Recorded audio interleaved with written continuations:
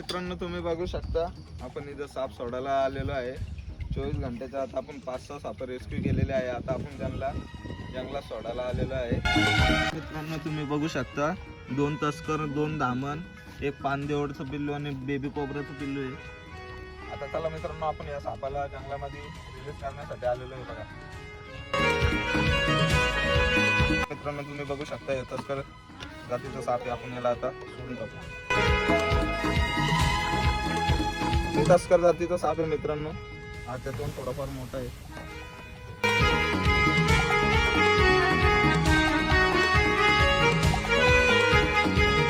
मित्रांनो बघू शकता याच्यात 2 धामण जातीचे सापाचे पिल्ले आहे.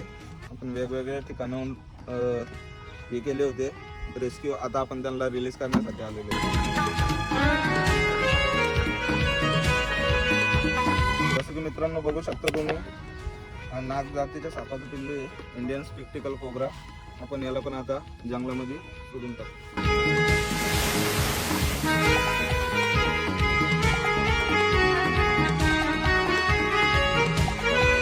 हे पानदेवडचं पिल्लू आहे मित्रांनो. आपण याला पण आता रिलीज करून टाकू.